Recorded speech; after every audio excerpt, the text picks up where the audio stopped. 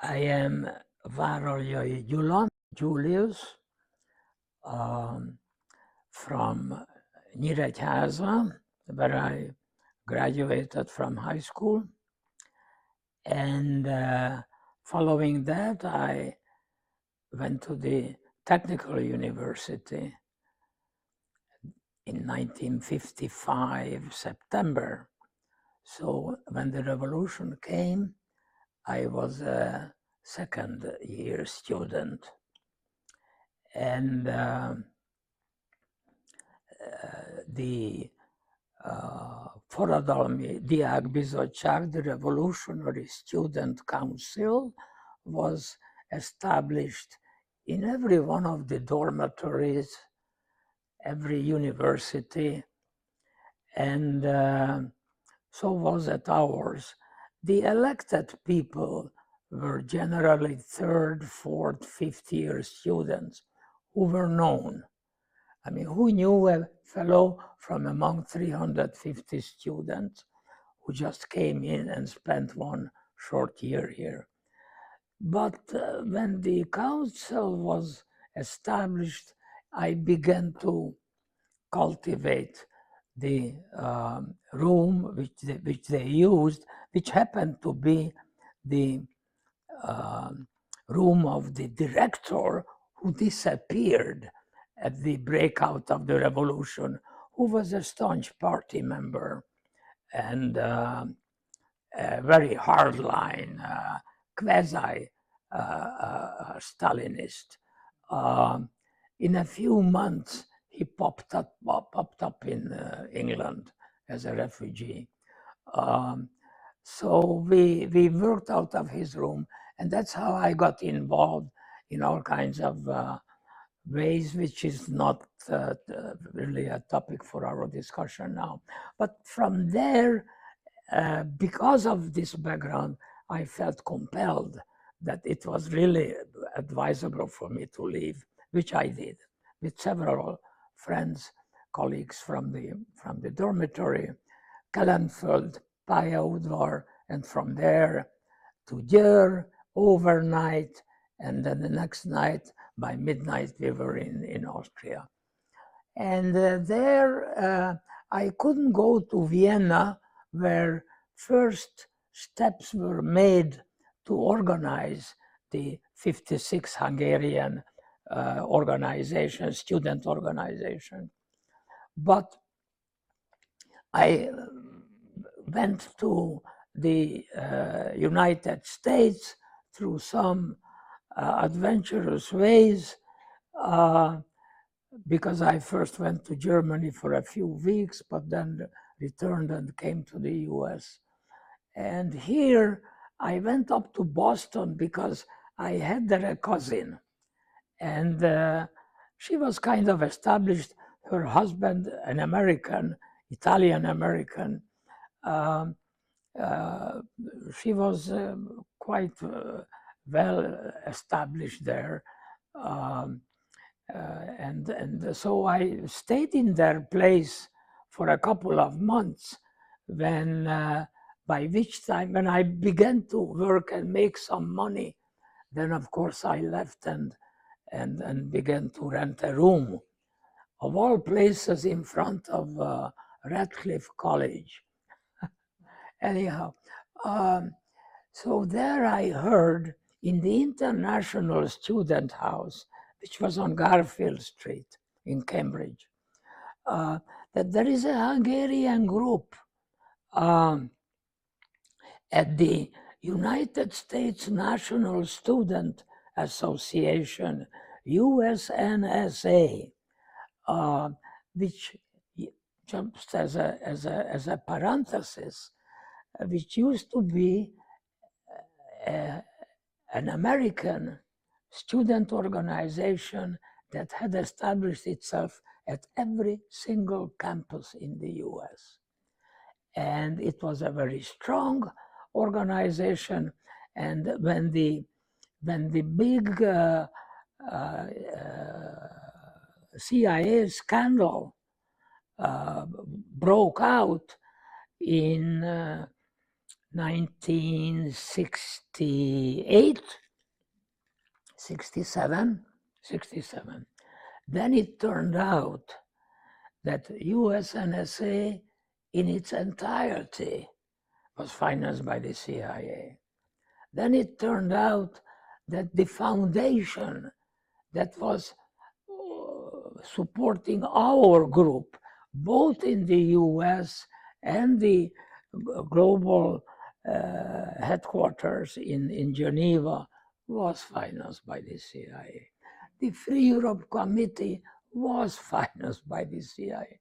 So when it turned out that it was all financed by the CIA, some people were kind of embarrassed and stressed out, but I don't think we should have been worried about that. The CIA was picking up all kinds of leftist initiatives also. Anyhow, so I heard about that group, and I went on Mount Auburn Street to the USNSA office, because there the Hungarians had one room, and there was the leader, Lipták Béla, who took the initiative. He was very much the head of the group without any question. And so there were a couple of people with him who were together in Bard College in the Christmas vacation time in 1957 after the New Year's. And so they stayed there from 2-3 weeks at least, and until the school reconvened. And so they started very systematically and with tremendous contacts, both in Europe and elsewhere, but also, of course, in the US. Now, there I met one non-56er who was Baltai János, who was an old Boy Scout officer, and together with Várallyay and all the other leaders of the group. I forget who was the leader then. Bodnár Gábor. Yeah, Bodnár Gábor was the leader, yeah. But anyhow, János was at the law school, and he was a great asset to the group because he knew English. And he knew English at the level of the Harvard Law School. So that was a big lift for the confidence of the people when they released a letter or something. They knew it was properly edited. And so I joined them, and at that time I was working in Boston, but my rented room was very close to this Mount Auburn place, and so I could very easily come and work with them anytime, which I did. And we began, so the main purpose was to establish an organization that will be pulling together all the different initiatives in the US to have a united 1956 Hungarian student organization. We did this because we were aware that similar efforts were being made throughout Europe, in Canada, and to some extent in Australia, but they never really organically belonged to this. I think it was the distance and the time difference and all that. So they also envisioned very correctly that the structure will be federal. So every these will be autonomous units for obvious reasons, but they will unite in a global 56 organization with headquarters, with an apex in Geneva. Initially, it was in St. Gallen, but it was transferred in the first year to Geneva. And in the Geneva, you had the president and 3-4 people in the secretariat. So this was a very good structure for pulling together and reflecting the views of different groups throughout the Euro-Atlantic space, basically. And there was one unit, a very strong one, in Argentina, the only one from Latin America. For a short while, there was somebody from Chile, a girl called Semere, but it sort of phased out. But Argentina was very firm because we had Sankei, who had a tremendous experience in student politics from Latin America, where he was in cahoots with all the leftist organizations that were surging ahead and taking over and becoming dominant throughout the continent. So that was an excellent in for us to be heard. And of course, it was not an easy task to carry on the message of the 1956 revolution from Budapest to strongly leftist Latin Americans. But we did it, and not all, but several of these seriously listened to us, especially after Cuba. So back to the Cambridge Mass. Apart from Béla Lipták, there were 2 Corbui brothers. There was Gyula Béla and Németi Ede, who was actually starting the whole Western student organization in Vienna back in November in 56. So he and Béla Lipták, but particularly Ede, provided the strong link with the emerging headquarters apex unit in Switzerland. So this was very helpful. And of course, we were trying to recruit and encourage as many people, as many we heard about, write us, we write you, and we tell you what our plans are. We share with you all this. And with the help of János Baltai, we soon became an incorporated American organization. So it was very legit and very, very correctly done. And this was very helpful, that people kind of looked up to the unit in Cambridge, although there were a couple of groups that wanted to take the prime lead. But at the founding Congress, which was scheduled for June 1957, there we all appeared. We had a Németi and I, and there was somebody else, Kenesei Gyurka. The 3 of us prepared quite a good exhibit for the University of Chicago, where the Congress was. And there was a 56 exhibit, photos, everything, the whole 9 yards. It was done in a matter of weeks, actually, day and night working until the last minute. And so we had a nice exhibit when people came. By then, all the delegates from the different cities in the US, universities, were all coming to be part of the organization, including Nagykarcsi from Rutgers, all the groups from California, from University of California, I think from San Francisco, yeah. And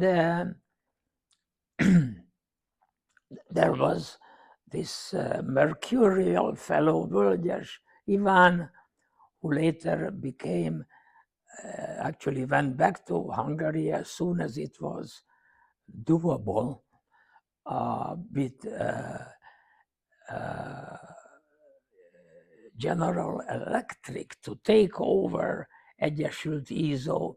And he, of course, was very enthusiastic, and he was very much involved in Egyesült ISO at a quite higher level. Well, it turned out that he was also involved in other high-level activities. And as when more and more information was unearthed, it turned out it wasn't only on one side, but so anyhow, he was an extremely colorful, an indomitable,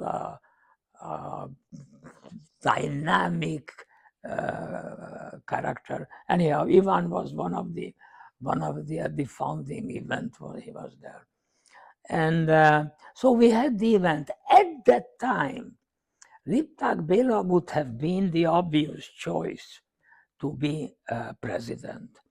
What happened, however, I think Béla himself realized that to keep this group together, you will have to have an more experienced and very stable kind of level-headed, stone-faced type of organizer. So he mobilized his brother-in-law, Paplacy, and he came and he led this quite, how shall I say, eventful founding congress, where you can imagine some 40, 50 Hungarian delegates come from all kinds of places. Everybody is coming with his fresh and deep American experience from Texas, from California, from New York, from New Hampshire, from Chicago, and all that. So you can imagine what a mayhem it was. And so Paplacy was able to lead this group just as a moderator and kind of helping to hear everybody and then really create the organization. And he managed to do it, and he was there very quickly elected president, which was a very good arrangement. Because he was a very level-headed and calm, ready to take attacks, with a stone-faced like Ozymandias, and it was good for the organization. And Béla remained, of course, I would say the spiritual kernel,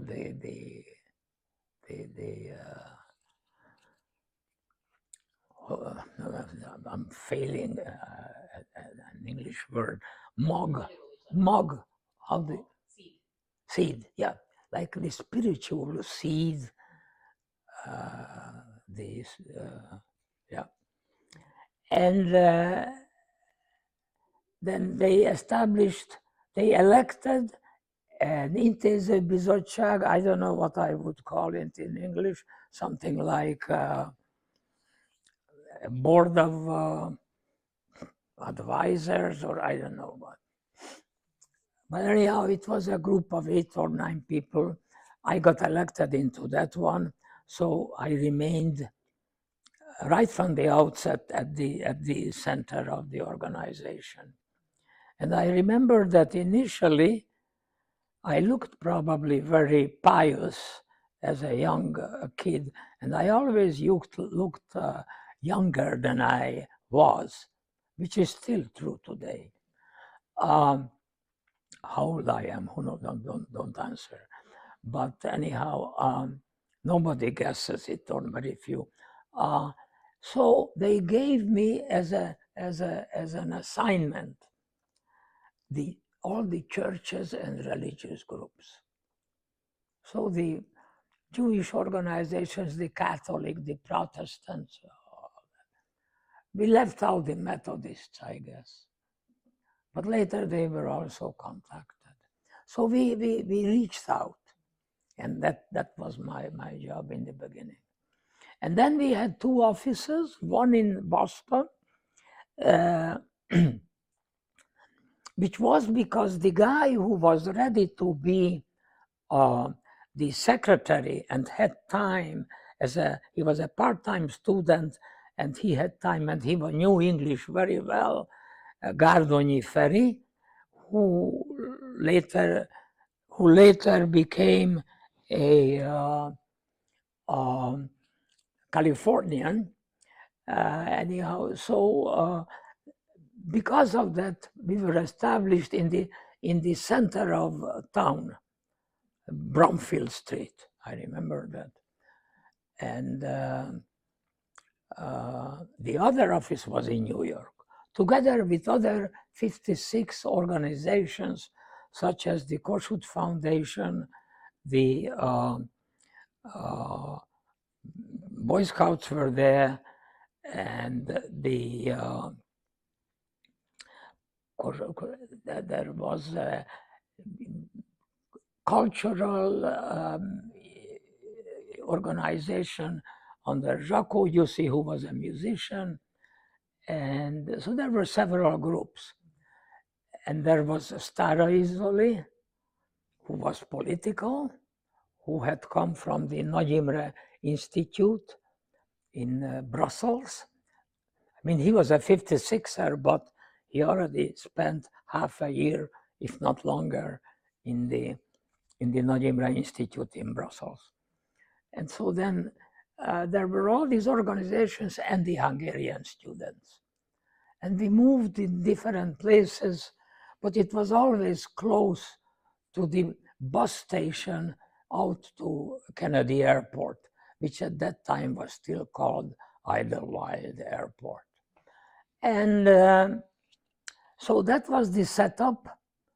And we began to work, I mean, kind of full time in Boston, Gárdonyi Feri, and in New York, very soon, Oljai Gyurka, who was a prominent Boy Scout, had tremendous connections in the immigration, and also was among those older immigrants who even in his heart totally identified with us, 1956.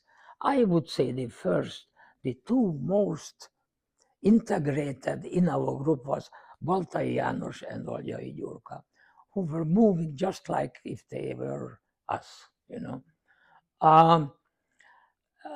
So now what were the purposes of the organization? Well, first of all, it had to pull the organization together, keep the organization together, give a sense of all member groups in the different cities and what have you, give them a sense of identity belonging to this group.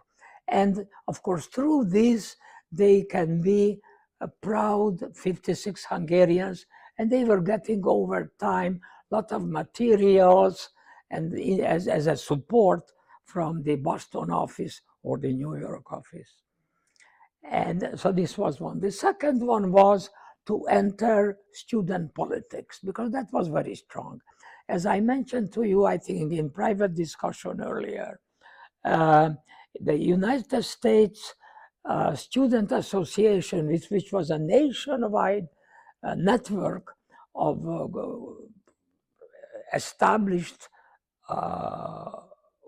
established organizations at every American campus. And that helped very much for us to initiate contacts locally, unless we ourselves had our own initiative from below at a given place, because in that case we relied, of course, and worked with our own group. But later we always made them, or tried to make them contact the USNSA for contact benefits. And outreach is always an essential trump for any new organization, how effective you can be in outreach. So it was helpful in that regard. And then the third one, not unimportantly, that we thought it was important to keep the Hungarian identity as we were integrating and in many ways arriving at the stage of assimilation. While this process was taking place, in each 56 student, it was important to maintain their, especially initially, their double relationships, so to speak, their double bonds, because certainly we had our deepest bond in 1956, back in the revolution. And our purpose was to enter student politics with this motto: Revolution 1956, Hungary. And then, of course, on the other side, we had to be careful so that as this process was kept alive, we also deepened our relationship with our host country. It was very important. So as the time passed, the girlfriends came and left, all kinds of personal stories, but we were getting deeper into the American field. And we could do our outreach not only at the level of students, but also in other ways, namely US politics. Right from the outset, I remember Béla Lipták getting replies from Cabot Lodge, who was in Congress, Nixon as vice president, replying to the student organization. They were aware. So these people were kept aware of our activity. And this was quite important because it gave us political recognition, not formally, not on paper, but de facto. If a US vice president or a prominent US senator writes the Hungarian students, that's an event for this budding new student group. And so we, on the one hand, we kept the US outreach. At the same time, we kept the student outreach, which was aiming especially at student organizations at the universities in the US and beyond, to the extent that foreign students were already then numerous in the US. There were different campuses where we could find Hungarians, non-Hungarian and non-American students who were a bit somewhat organizing. Well, we would team up with them and make contacts and try to maintain and carry on the message of 1956. Particularly important was the effort of leftist organizations who, out of, how shall I say, almost self-defense, had to say, these are not leftist. Many of us were. Many of these people were leftist socialist thinkers, but definitely strongly anti-communist. In a parenthesis, let me just make a statement shortly that the communists always feared much, much more from other far leftist groups than the most reactionary outfit. They were not worried about them. They were worried about the far leftist, and their greatest enemy, still in the 1960s, you won't believe it, was Trotskyism. So much so in one of my books I write about this, when a Hungarian guy gets back to Hungary in 67, 68, coming from Paris after the student protests there, which were globally known in 68. When Daniel Rouge, who is this Daniel Cohen, I think, in the European Parliament today, and I don't remember the other name, but there were a couple of very prominent people. One of them was, and at that time he was called Daniel Rouge, because he was a quasi-communist. Now, from these people, they were scared. So much so when the contact of this person informed the agency, namely the secret services of Hungary, then it was an alarm, immediate following every steps of this poor guy who came home via Geneva, and so this I'm just giving you as a concrete example how much they feared much more from the leftist and the far left, because they were true competition. The far right, it was no sweat.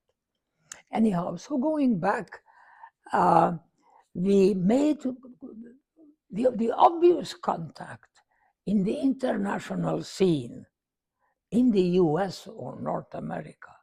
It was Latin America, obviously, not so much Europe. First of all, because in Europe, the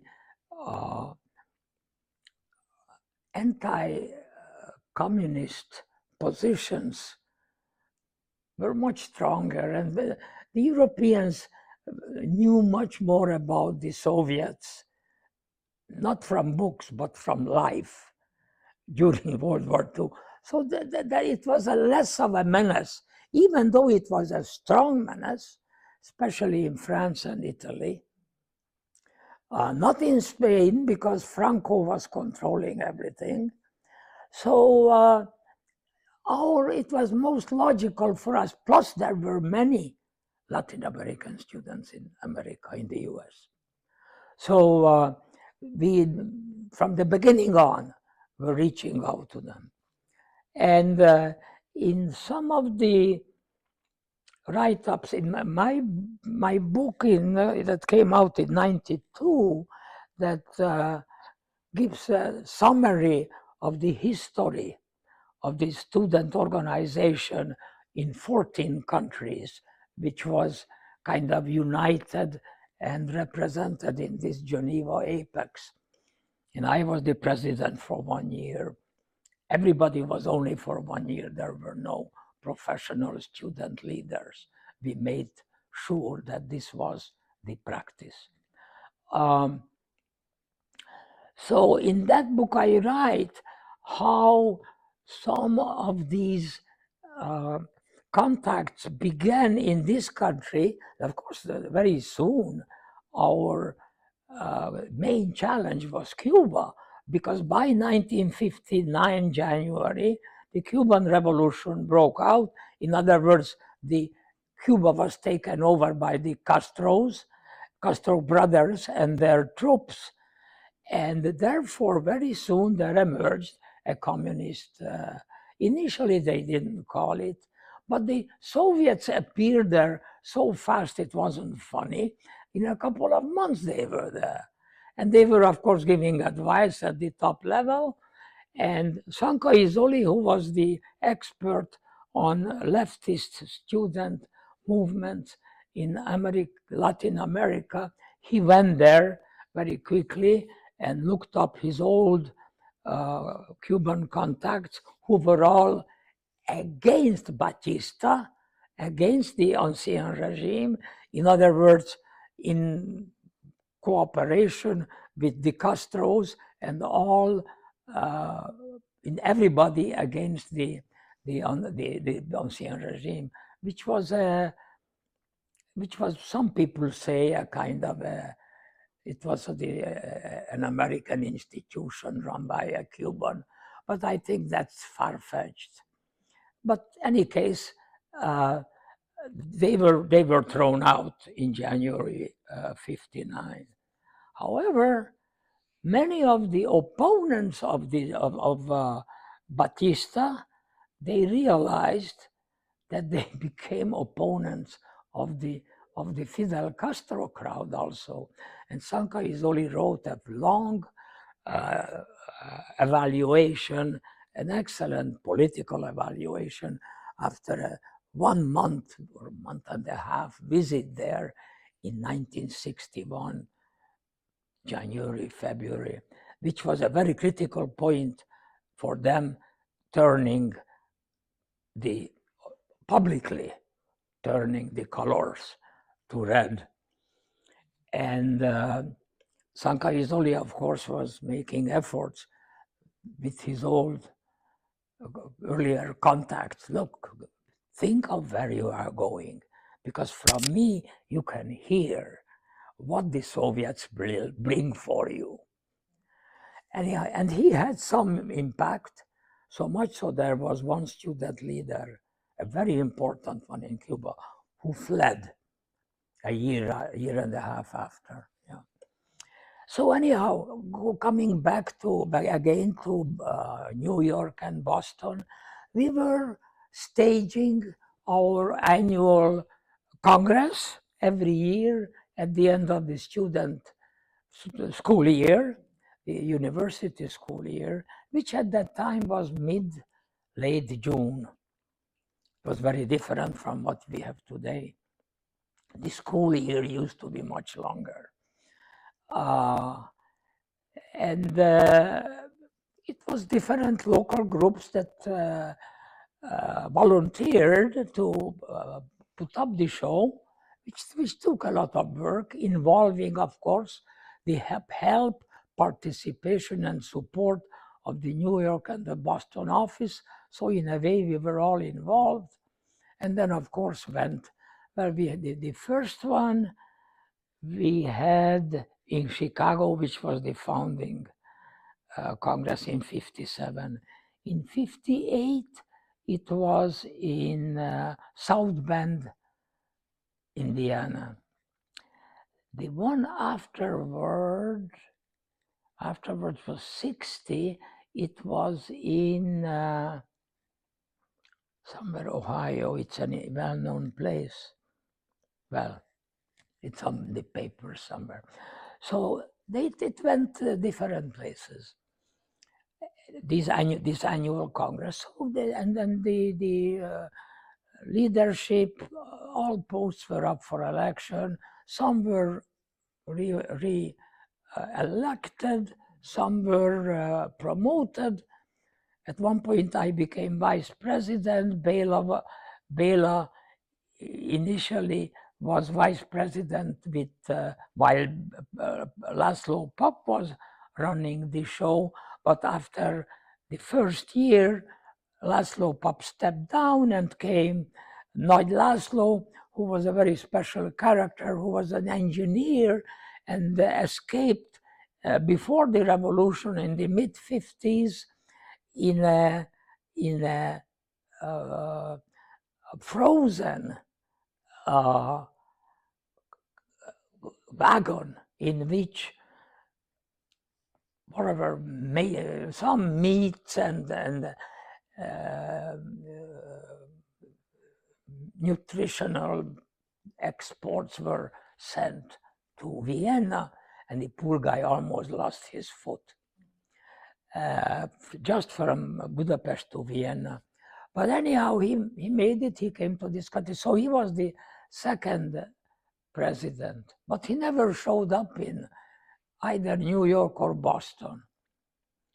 And so then they said, oh, Várallyay, you see, you'll be an acting president now. So that was a difficult school year because I was more and more getting into my studies quite seriously. And then I had to go to the student office across the Charles River to Boston, where we had the office, and spend quite some time there, pulling together the most important correspondence and keeping contact with Várallyay, and still with Paplaci and Lipták Béla informally. And at the same time, I did engineering and applied physics at Harvard, and it was really a 24/7 program for me. Right. Well, as I mentioned to you, the 58-59 school year was quite a challenge because as an acting president, I was very much involved in running the organization. If, however, Várallyay Gyurka, who was in the New York office, took over a lot of the burden, but nonetheless, it also required my inputs, and we had several meetings which involved travel. But the Congress in '59 was successfully organized in Athens, Ohio, and where I stepped down as the acting president, and they elected a new leadership, and the president elected at Athens, Ohio, was Bognár Kégel Dezső, Bognár Dezső. And so he was the new president. He was with us in Chicago from the beginning on, and then in Boston as a student.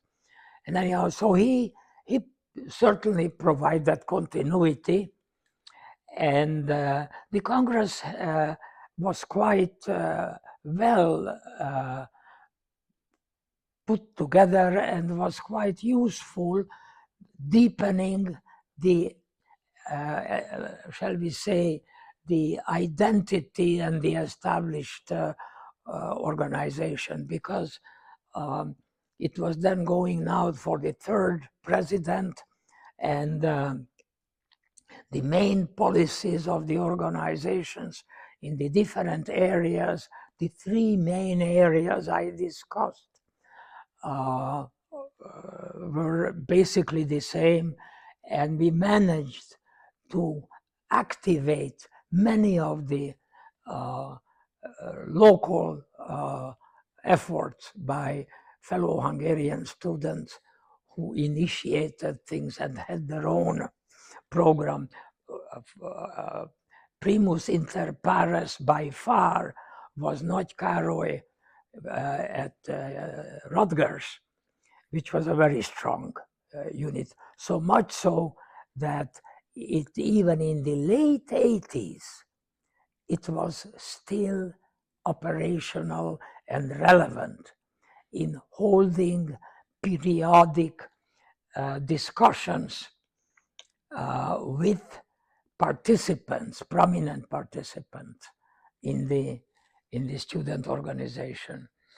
The first, just parenthetically, the first draft of my book, which is the history of the overall 1956 organization, student organization, was actually the draft of the report of the book I discussed there, presented there. And so anyhow, that was one of our strongest and longest surviving unit. And we had some prominent guests at the event, and I recall one of them was Professor Géza Teleki, the son of Pál Teleki, who at that time was teaching, I think, here at Georgetown University, not Georgetown, George Washington University. And he brought some very interesting, fresh information about his own experience of the arrival of his son in 1956 as a refugee, uniting with him, a family reunion, and what he had brought with him from the atmosphere of 1956 was very influential, even for him and the family at large. And Géza Teleki, of course, there gave a wonderful presentation looking back even beyond his father, of that branch of the Teleki family, what they had all accomplished and what they had done for the country of Hungary. It was a remarkable historic event, vitalizing interests and sympathies and compassion among the refugee students about the recent Hungarian past.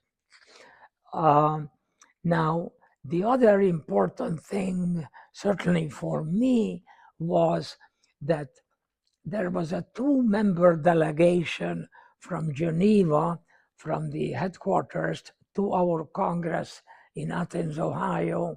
And one of them came to me and asked, would you like to be considered and to run as a candidate for the president of the Apex organization in Geneva, which was called initially Union of Free Hungarian Students, Szabad Magyar Egyetemisták Szövetsége, which lasted until 1961, when they changed the name to MEFES.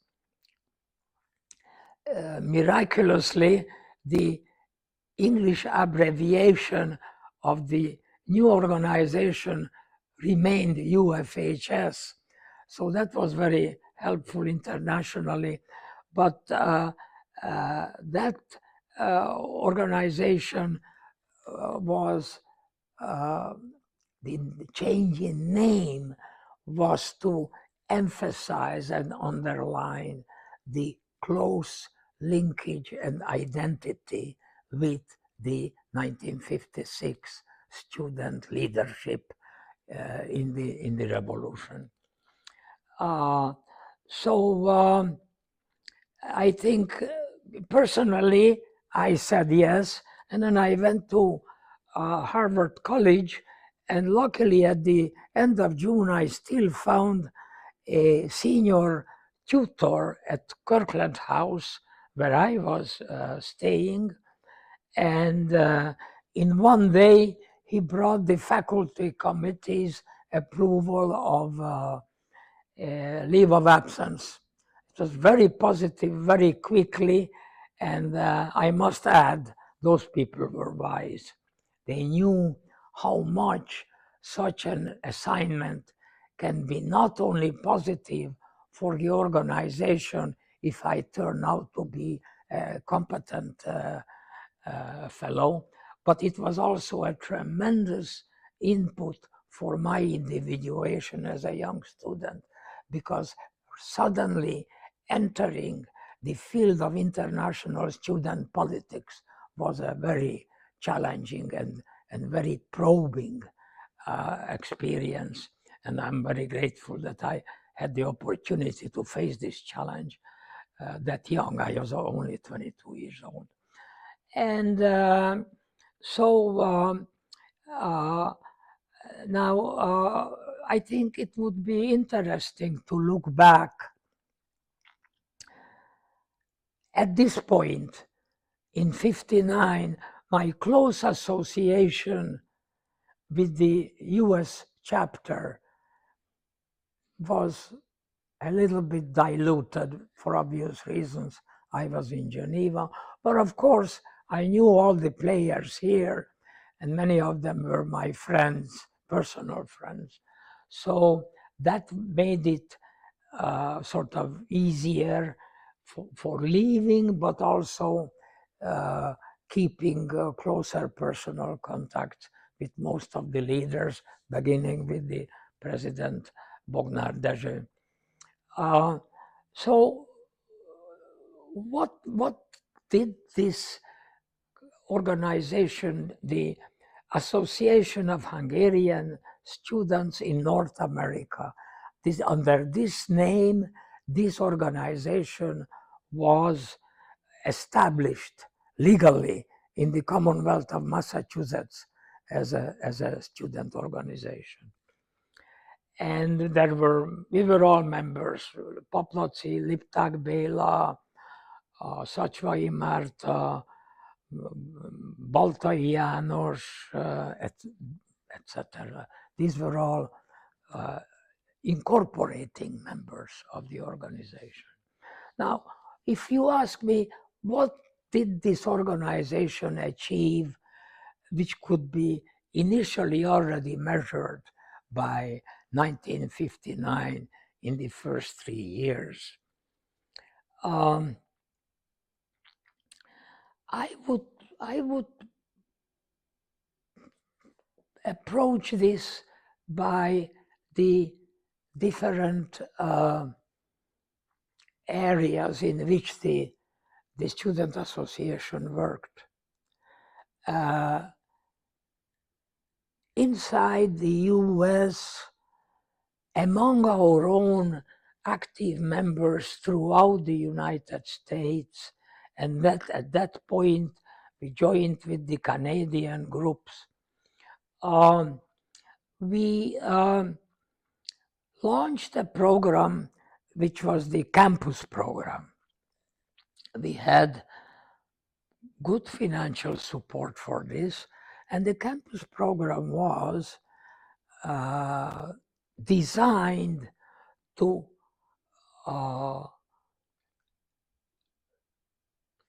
launch locally at selected campuses a Hungarian 1956 a program that would very actively reach out locally in their area, in their city, to the students as well as others as appropriate, so that they could make their presence known by the locally active student groups, student politicians, if I may call them such. And also beyond the students, the part of the population, especially the younger ones, so that we could have funds for different programs. That was the whole idea of these campus programs. Organize events for which some funds were necessary. Throughout the calendar year, on different anniversaries, including obviously October 23rd. So this campus program, I must say, and the history of the United States chapter of the UFHS, of the 14 country membership student organization, UFHS, the US chapter, which was very active, the two most actives were the US and Germany. The history of the US chapter was written up and presented by Laszlo Papp. And it's a book that was actually published by the series of Nagykarcsi, Károly Nagy at New Brunswick. And that booklet summarized very well how the organization was created, what the initial challenges were, how they proceeded to solve these problems and build their identity and the breadth of their involvement in different programs. It's a very good summary. I forget the detailed title, but you can look up at the New Brunswick series of the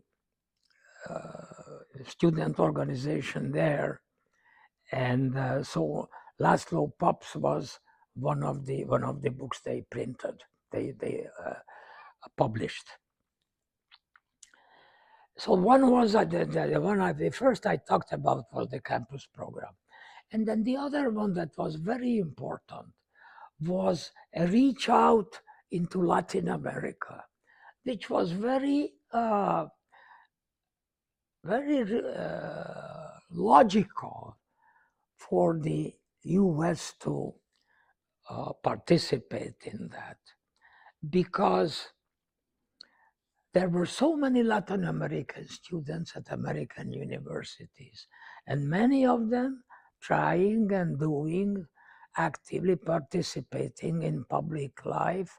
So as Latin American, Argentine, or Bolivian or Brazilian, whatever students, they were actually trying to break into the student political field here to make their voices heard, which, as I informally, I think I mentioned before, these were generally, not all, but generally modern leftist progressive initiatives. So it was quite important for 1956 Hungarian students to find the right voice to engage these groups. Why do I say this? Because as one of our students who was fluent in Spanish and very experienced in some Latin American countries was Nagy. I'm not sure now whether Gerson or the Christian name, I don't remember, but he was an extremely dynamic, very well-informed fellow, and he was telling us, he was telling the his own organization, look guys, we cannot go to these people and tell them, raise the flag, we are anti-communists. For one thing, because the extreme right was also anti-communist. So we had to be very careful to distinguish between different types of anti-communists. We had to make sure that we told everybody that we considered ourselves to be champions of democracy. And that was the reason why we got into trouble with the communist-led Hungarian student organization back in Budapest and Szeged and Miskolc and Pécs and other universities.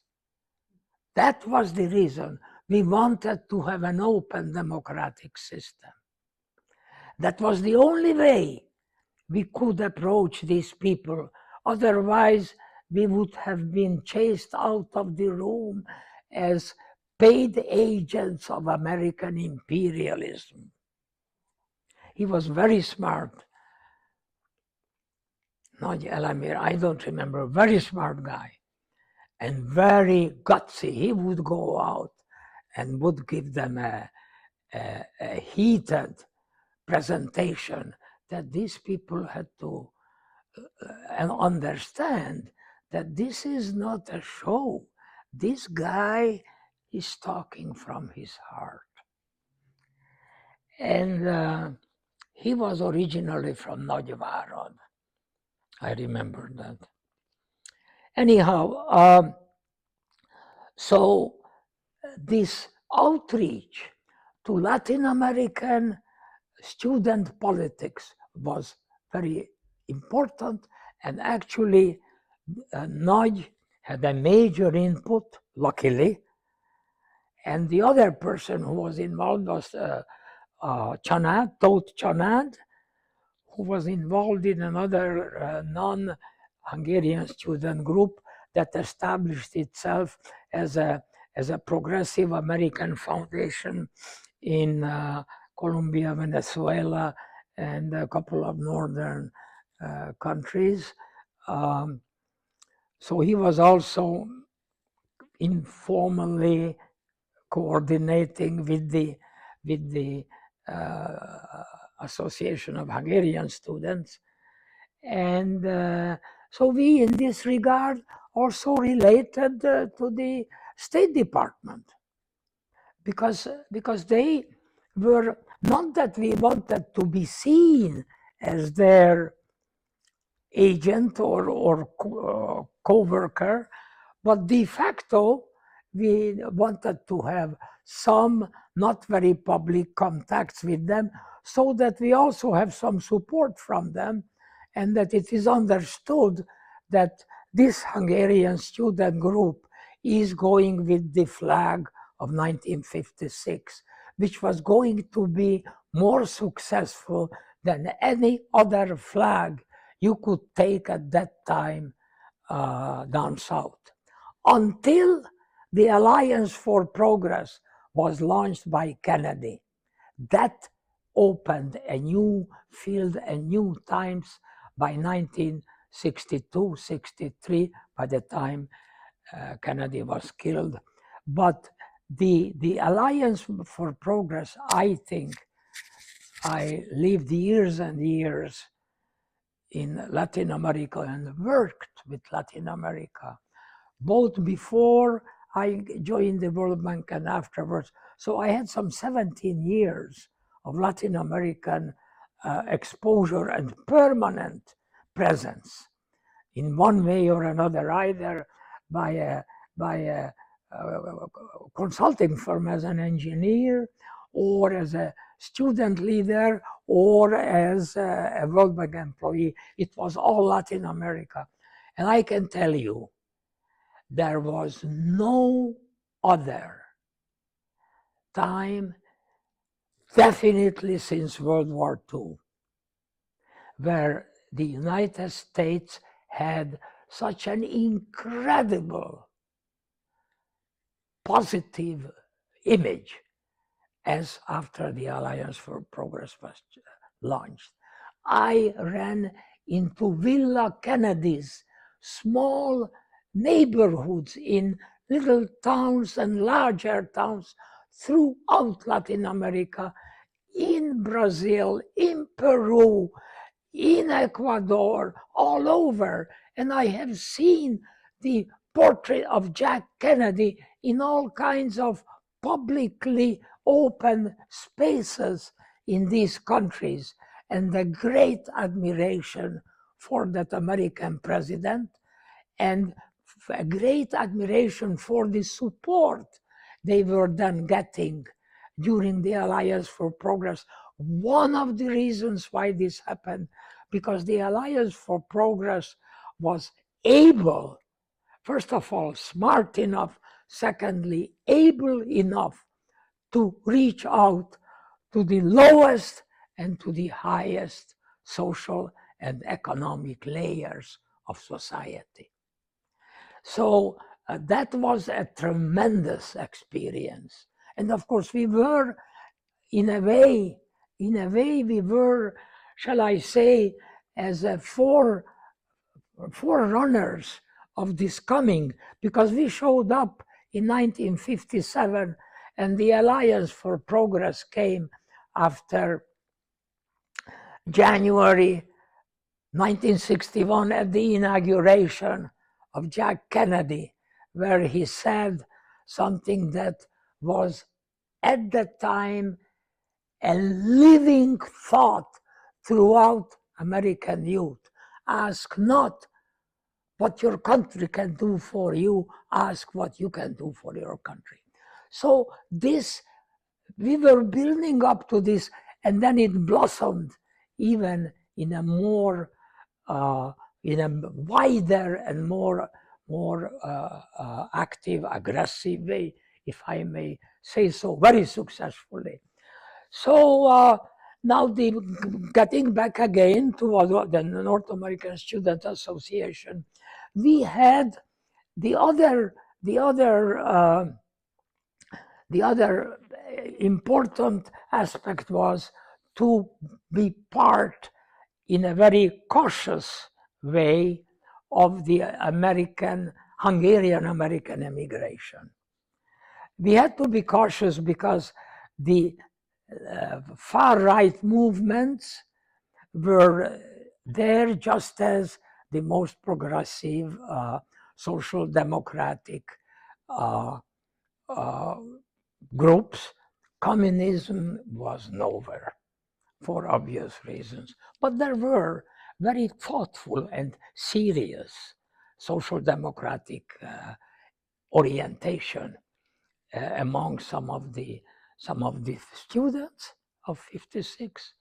Initially, many of them, because back home, that was very much the spirit of what our vision was.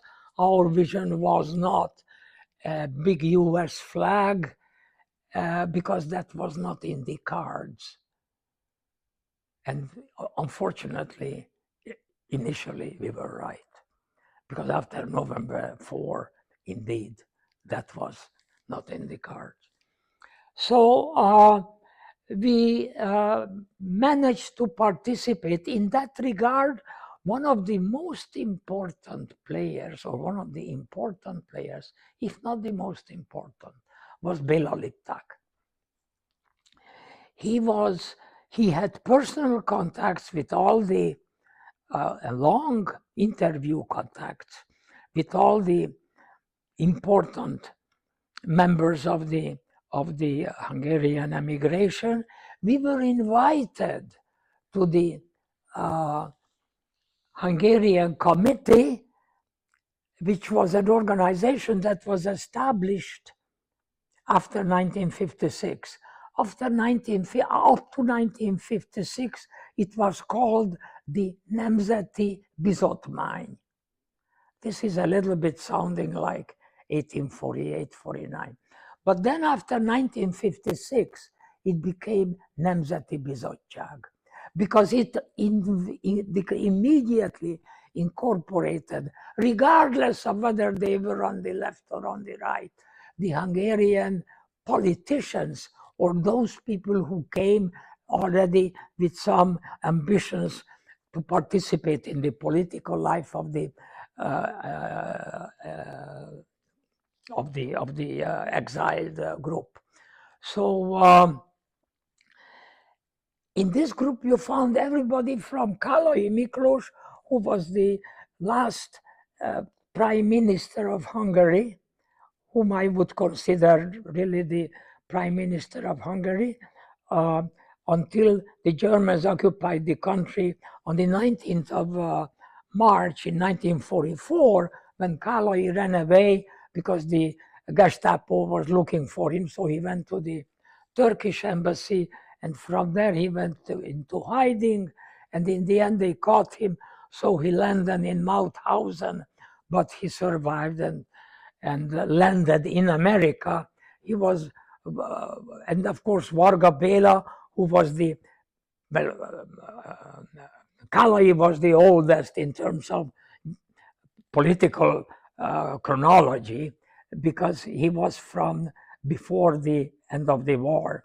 And then came the budding New Democracy, where the Kisgazda part led in the opposition against communism, and had a landslide of 57% in the first free elections in November 1945. And the communists, which you would think right after the war, they would have the maximum vote, only got 17%. Now, of course, what happened between November 45 and the 47 elections in the spring or summer was the salami tactic of the Communist Party to slice up every democratic Hungarian initiative that could have led somewhere had it not been occupied by a Soviet army. So unfortunately, by 47,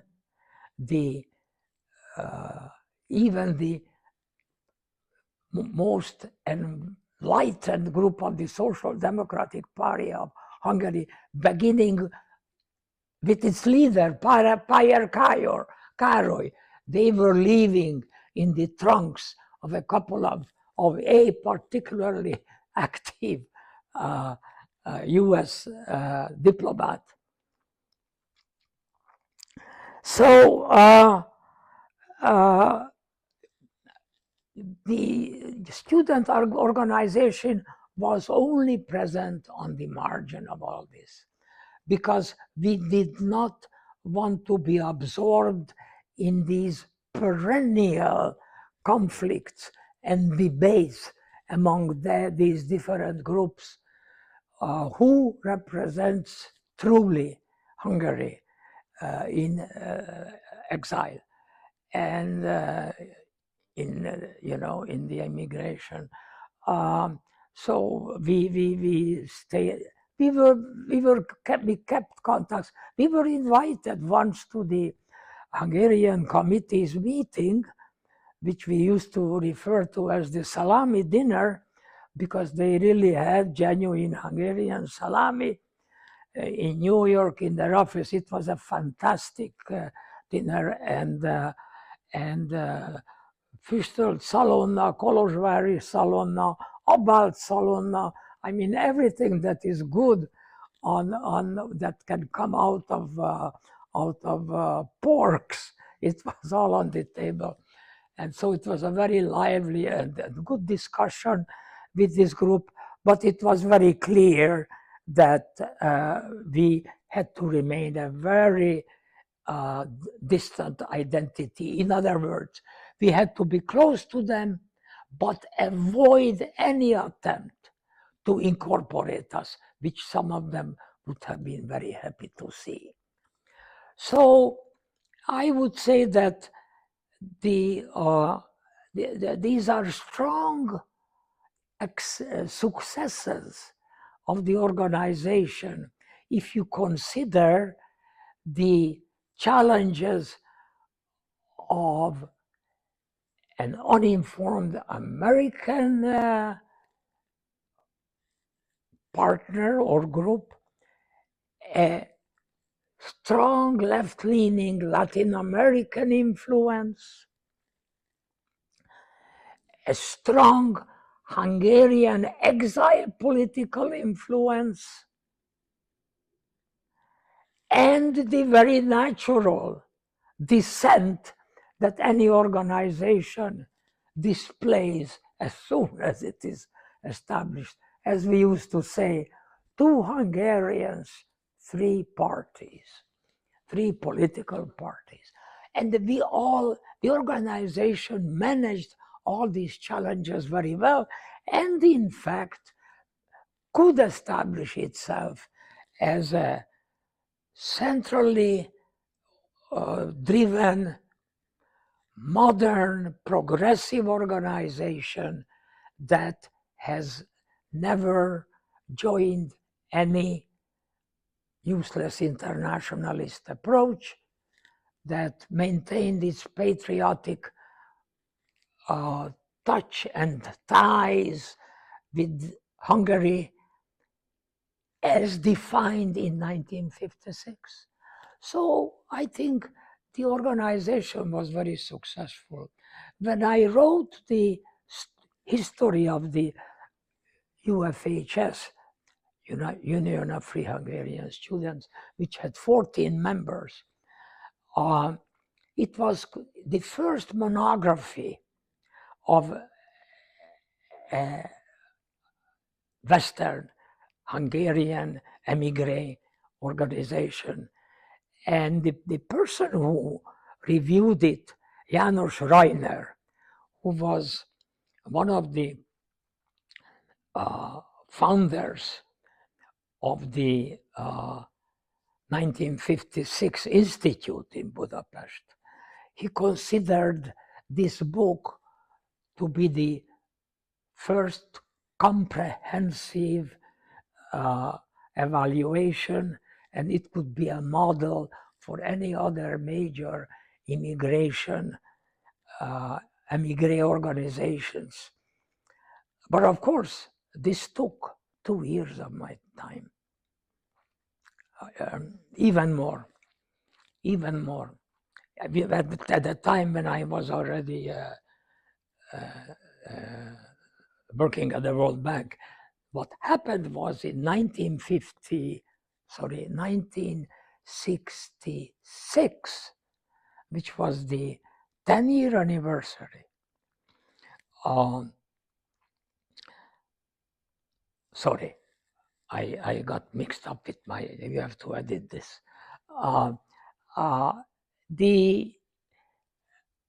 By the time 1986, which was the 30-year anniversary, Paplatz's book came out under the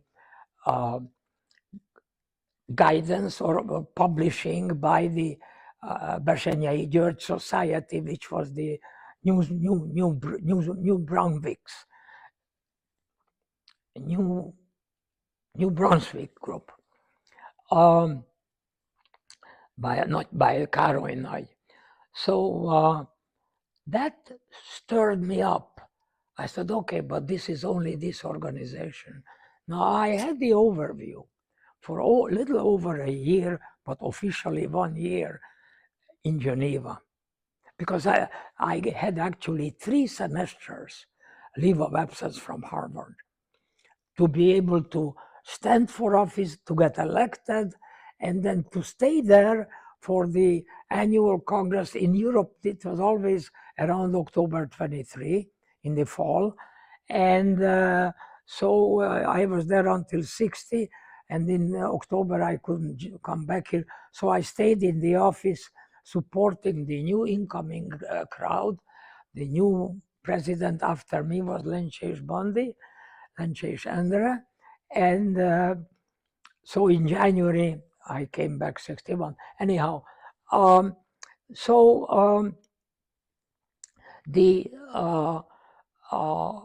group, the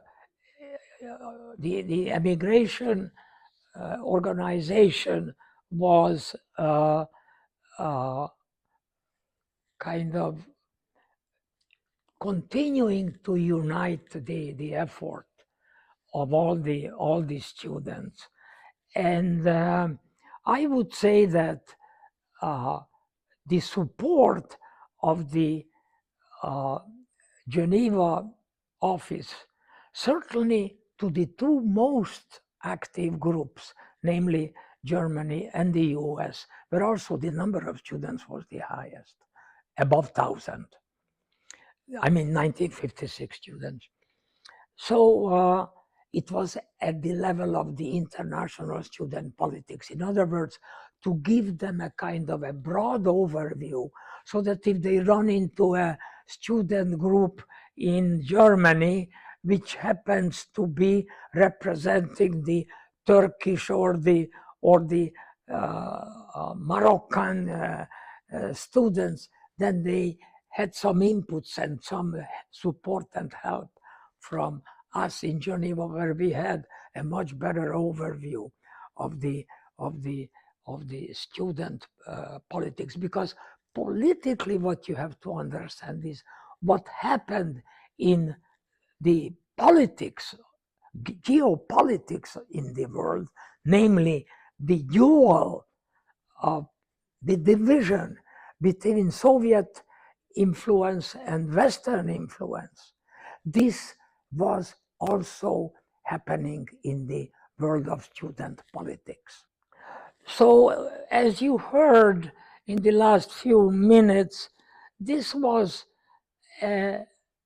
quite a good assessment of the role that Hungarian students played after 1956 in the West, both as regards the student associations that was sort of coordinated and represented by an apex in Geneva called the Union of Free Hungarian Students, but speaking for students in 14 countries, including the US, and in several member unions, there were very effective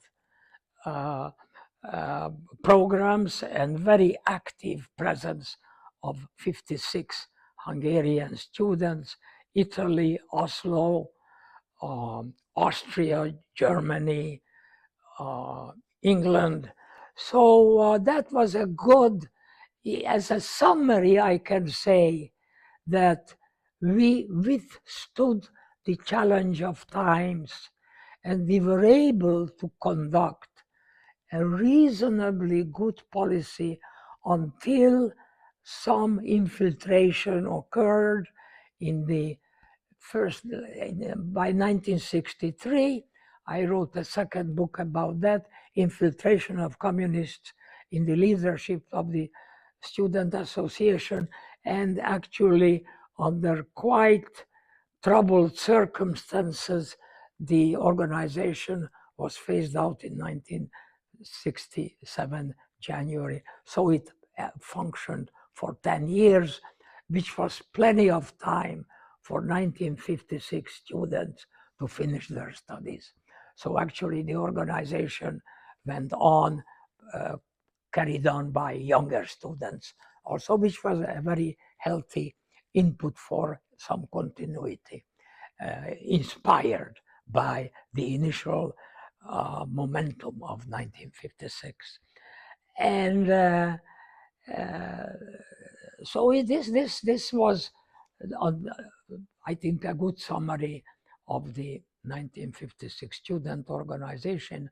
Two books, one is the history, and then the second one, the first one appeared with the title Tanulmányúton in quotation signs, because the Tanulmányút was to learn democracy, to learn how to practice and live democracy. At the time, Western countries were excellent learning grounds for this. And then my second book was unfortunately on a sad note to recognize that enormous efforts undertaken by the state secret organizations led to some infiltration in the Geneva Apex organization. And this uncovered duality within the organization, which there were no proofs, but there were very strong suspicions. The proofs waited until 2011, when I actually pulled it out from the open archives after the change in regime in 1990. But the suspicions and the strong sense that there were several people who were too close to the communist leaders of youth organizations and actually were working for them was true. And in January 1967, under sad circumstances, the organization stopped existing, perhaps better because it was not abused for other purposes, which were totally alien from 1956. On the other hand, very unfortunately, because a sober set of conditions could be created by a Hungarian alumni association that could have carried on the 1956 image. And that was only achieved by Nyíregyháza in New Brunswick, because he was called the 1956 organization. So the name of their group, which went on existing well beyond the Hungarian Students Association in America, Nyíregyháza was still functioning. I still presented the draft of my book in the spring of 1989 there in New Brunswick. They were still, and they had a series of books and a series of historic lectures by his participants of the Hungarian political movement. So my lecture became also a part of this series of lectures. I think they also videoed all of these presentations. I forget who did the first one. One of the early ones was László Pap, who talked about the 1956 Student Association here. Let it be here just as a final statement that as a subjective agent in this process, for obvious reasons, I think I can make an effort to make an objective statement that the Hungarian student associations in the West played a very positive role after 1956. Now, apart from this student association, and much later, a very successful group was also launched by a Hungarian student, and this was Hamos László. But not alone, it wasn't an initiative all alone, Hamos, but he was primus inter pares in that initiative. Among with him was Veres Bulcsú, Szekeres Zsolt, Emese, Latkóczy Emese. I think certainly these were the most critical partners of this initiative. And this initiative, launched in, I think, 76, was so successful that it survived even after the change in regime in 1990, and actually it works until today. This, you would say, why? Well, one must be realistic and say, well, unfortunately, this organization has a role to play even after the change in regime. Not because of any of the Hungarian presence in the diaspora in the West, but because of the Hungarian diaspora inside the Carpathian Basin. In Transylvania, in the south, in Bácska, in Slovenia, in Muraköz, in Slovakia, and in Carpathalia. It's a circle around Hungary. Every one of them has a Hungarian minority.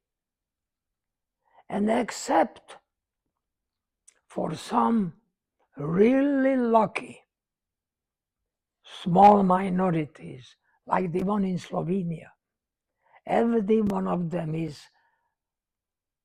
fighting an existential fight. How to secure all the conditions that EU membership would, we would all think, automatically guarantee. How would they have to fight for benefiting from these rights, from these basic minority rights? So that's the reason why the Hungarian, initially it was called Human Rights Foundation for Romania. And after the change in regime, it was changed to Hungarian Human Rights Foundation, without limiting it to any territorial Hungarian presence, mainly within the Carpathian Basin. So the initial stages in 1975, I think 76, was by Hamos László and Bulcsú, Veres Bulcsú, Zsolt, the wife of Szabolcs, Demeter Coty from Brazil, and Balogh Dóri, the sister of Balogh Gyula. Balogh Dóri, these were the most, I would say, substantial elements. There were other active people jumping around, but these were the most, I think, the most solid presence. And I remember in 1977 summer, we had a meeting, but there was, it was the first question, where to go to have a meeting for 9 people? Well, in my house in district, which I wasn't in suburb, I was in the district, a couple of blocks from the National Cathedral here, closer to the National Cathedral than from here. And so we reunited there, and talked about our challenges. And of course, the plans and the ideas were brought by Hamos Lotzi.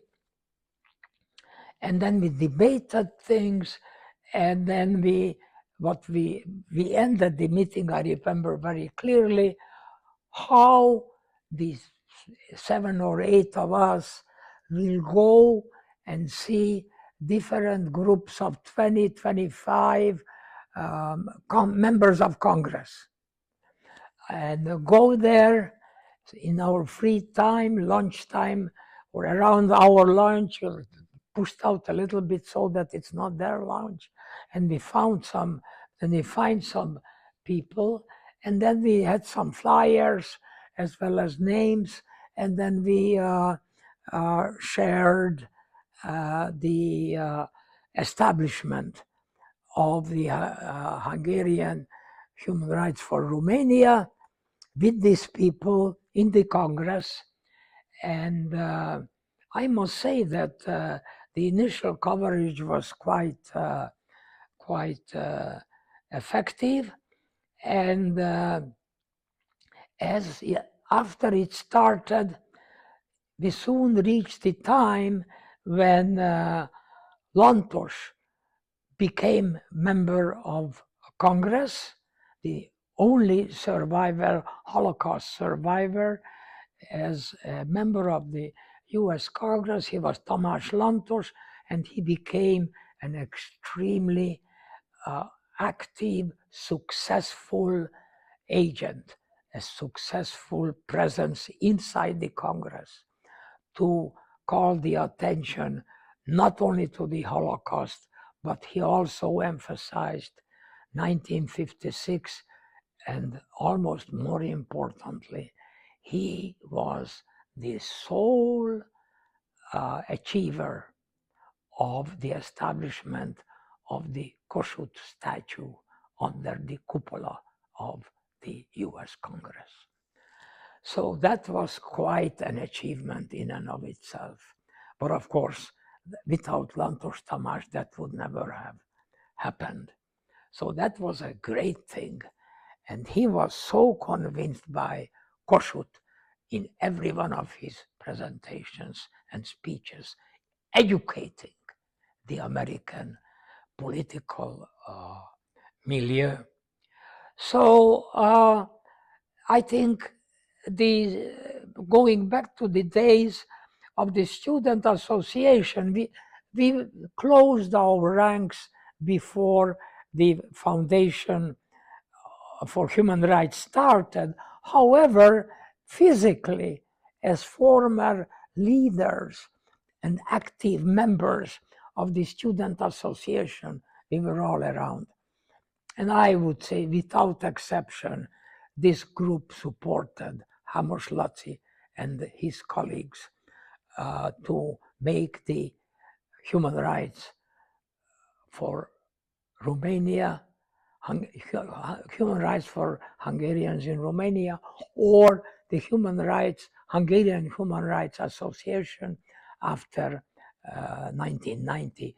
The former Student Association leaders and active members gave a lot of support to this group, because this was a foremost and successful group, even at the time of the communist leader of Ceausescu, who came to this country. It was still before the change in regime.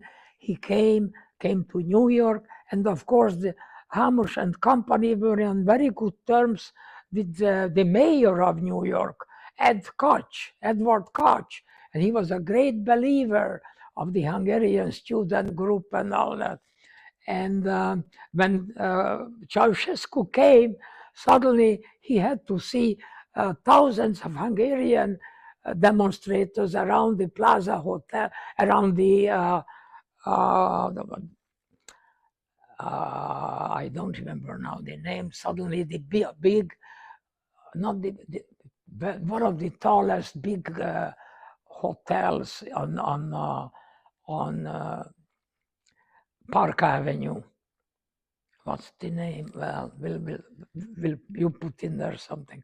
We'll find out. Anyhow, so the hotel, then it was a calamity. He called the State Department. What's happening here?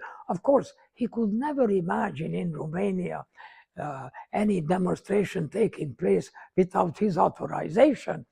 And so the State Department was smart enough to say, look, please call. So they asked Ed Koch to call Ceausescu. And then Ed Koch called. Well, Mr. President, these people, I know of them. They are protesting and demonstrating for the rights of a Hungarian minority in Romania.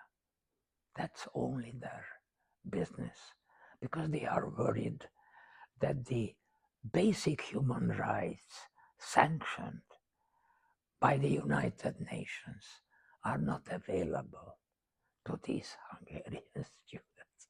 Well, he could not have received a better message, but he was, of course, livid and of course screaming and all that. But yes, Ed Koch was a great friend of the group of Hammerschlatzi and Bulciu, and it was I would say this was a historic event, one of the high point of the effectiveness of this human rights group. But there were comparable successes, but there is not much more time here for that. But I wanted to just pick out one which really shows you how much could be done and achieved if you had the guts, if you had the time, if you had some funding, popular support, and political support, then you could do wonders. And I think this is true of all these, because all these groups, even the human rights group, it was not called a student group, but it was a graduate student group. It was an alumni student group. So I think it is a fair statement, which I already made, but remaking it, expanding the effort of the active student world into the graduate student world and beyond to the alumni world.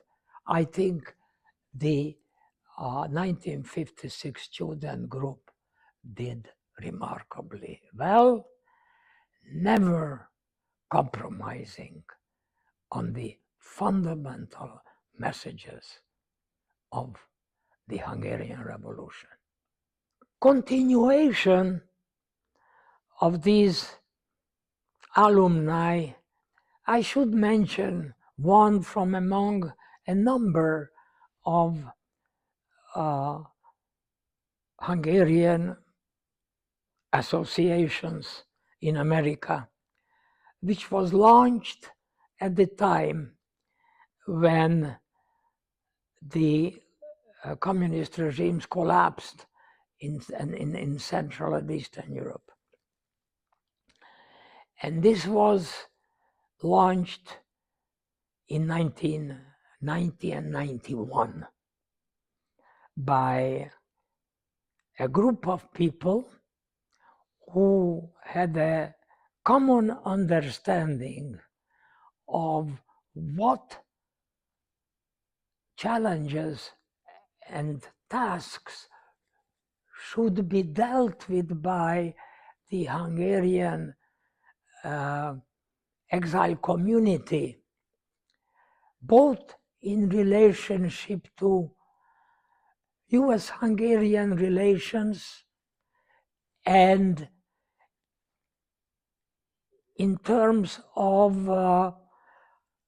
the presence of the Hungarian ethnic minority in the US in and of itself. And this group was Edith Lauer, Tarasovic Sándor, more than anybody else, Koszorús Ferenc, Szekeres Zsolt. I may be leaving somebody else, but this was the core group. This was the core group that made it happen. And it was a slow start, but because one of the reasons for the slow start was that there were a couple of Hungarian associations, especially one with a very long and legitimate history, the American Hungarian Federation, which had 100-year history. And obviously, those people envisioned for themselves a future, and they had one, obviously. But they lacked something which was a more active and deeper association with the impact of 1956. And all these people, when you look at them, other than Koszorús Feri and Zsolt, the other two and the others were 1956ers. So they brought in, as a continuity in a way, of the alumni association that existed until after the collapse of communism at New Brunswick by Nagy Károly with his leadership, and some others also, but not much elsewhere. So the presence of these people assured that it will be a totally open association and covering the thoughts, attitudes, priorities emanating from the 1956 impact on the Hungarian emigration. In other words, that we need to look at the now really functioning Hungarian democracy. In 1990, the country achieved one of its objectives: multi-party free elections. Democratic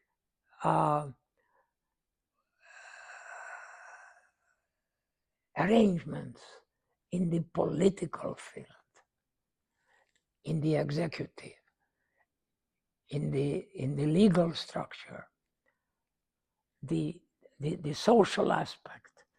So all were these were all new things.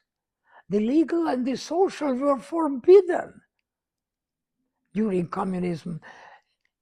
No one could go to say, look, I'd like to register as a citizens group in Békés Csaba. Forget it. You weren't, they would throw you out, or perhaps keep you for a while to discuss what you really had in mind by incorporating something that was not inspired and supported by the only party that existed in Hungary, which was whatever name it had, MSZNP, Magyar Worker and Socialist and Worker Party, which was the Communist Party. You see, so there was a new beginning in Hungary also. So it was very logical that we need a new beginning here that can relate effectively to this new Hungarian reality, which was ended the Soviet occupation ended, the political control ended, and a new opening opened up for the Hungarians, even though this time they didn't raise a finger. That is why when sometimes they ran into some problems, the first prime minister, Antal József, used to say, tetszettek volna egy forradalmat csinálni. Could you have done a revolution? Then we could deal with things in a different way. But in the absence of shooting as victims, we needed a peaceful transition in Hungary. And that is why Antal always said that when somebody came with some crazy idea to put people in jail without a legal process, etc., tetszettek volna egy forradalmat csinálni. There was no revolution. There was only a quick opportunity for a new beginning. And that new beginning initially was to go quickly and import Frigidaire from Austria. But parallel with that, there were extremely serious efforts that this new beginning was taking place in Hungary, and then there was one organization that intended and offered itself as a kind of an apex that would, as an umbrella organization, would collect as many member organizations as would be willing to join, and most of them, or most of the active ones, actually joined. AMS, American Hungarian Federation, obviously maintained its own identity, which is fully understandable and laudable, because they are sitting over an organization that goes into closely into 120 years, if not more. So the coalition then got organized, had the structure developed, the member organizations were identified and incorporated in the board. Individual members were appointed to the board, and there was, of course, individual members and the coalition.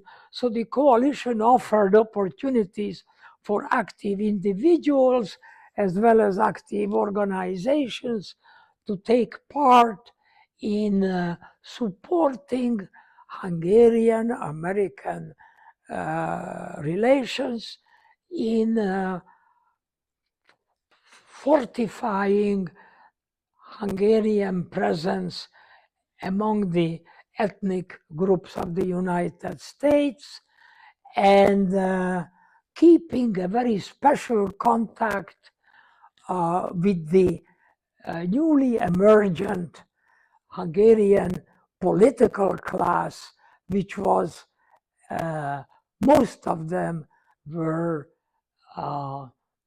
cohorts in age groups with those who created the coalition, and that was very helpful for our positive impact on the Hungarian political developments. One of the first major challenge, which was a kind of a very serious test for the Hungarian American Coalition, was the membership in NATO, which came in 2004, and it was actually earlier, well, yeah, just about 2004, and the coalition actually organized, together with the Hungarian government and with NATO, a series of public events in Hungary, bringing the view of the meaning for Hungary to be a member of NATO, and how this is seen with a global view, so that the Hungarian voters could see beyond their own coordinates, which was the freshly created parameters of democracy in Hungary, so that they can begin to see in broader geopolitical terms how meaningful for Hungarian society and Hungary's future can be a NATO membership.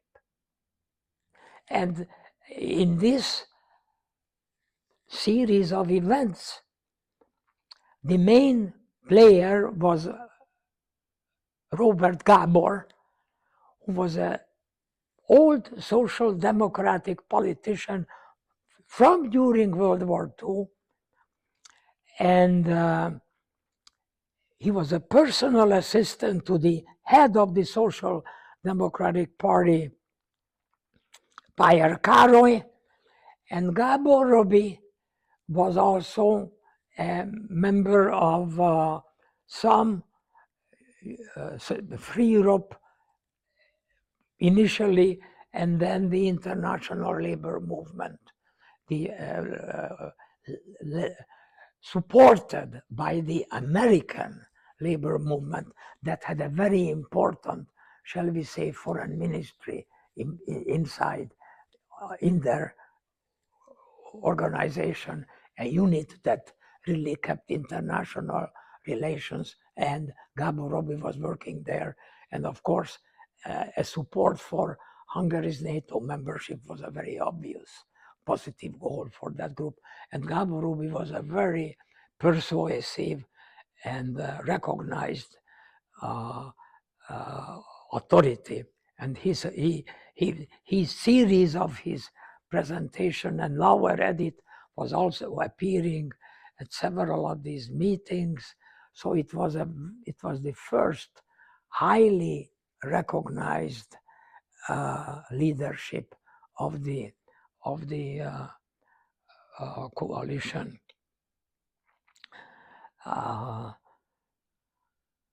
Other than this, the coalition early on had the attention of the State Department and the White House, because we were trying to support the concerns of the Hungarian Human Rights Foundation in the Hungarian ethnic, as regards the Hungarian ethnic minorities within the Carpathian Basin. We wanted to lend stronger support to the initiatives of Hammerschlatzi and Company, so that the political elite associated with foreign political affairs in Bucharest, in Bratislava, in Ukraine, because of the Carpathalia, subcarpathian area,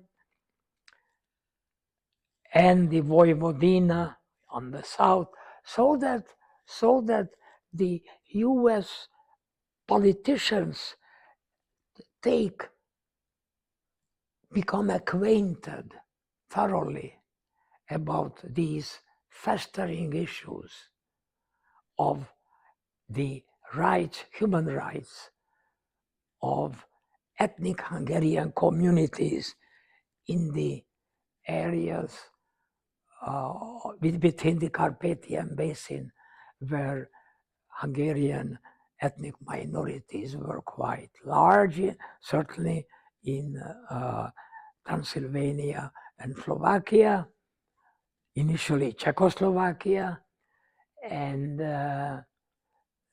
so that they can take these into account. It wasn't easy because, of course, the US priorities unfortunately did not start with the Hungarian minority. The US priority, for understandable reason, was the expansion of NATO, the uh, uh, support for the enlarging the European Union, which were two major institutional frameworks that really consolidated and underpinned all Western ideas and its positive beneficial impact in the respective national political life of those countries. So the coalition joined in this period these other Hungarian groups that were successful in supporting US-Hungarian relationships. And recently, actually, we were celebrating the 30th year, the 30th anniversary of the Hungarian American Coalition, which is a remarkable achievement for a new organization. And this coalition, just in a very summary way, had its impact on US politics as and how it could deepen its dialogue with the State Department and the White House. We used to have actually annual briefings with the participation of the White House and the State Department, which coincided with the Mikulás dinner, which was December 6th, when the coalition had its annual meeting and annual board meeting as well. The other area was the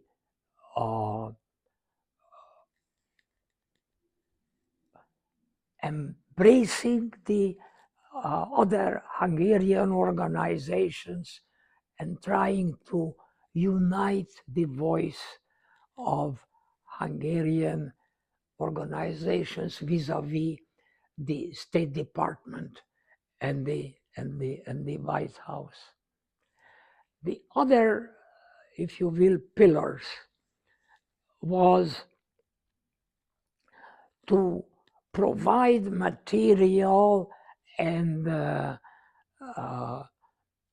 when I say material, I don't necessarily mean funding, but I mean material relating to the present state of development in Hungary, in the United States, in the relationship between the two countries, and that how information in these areas could be beneficial to other Hungarian organizations so that they could dimension and plan their own effort with a healthy entrance.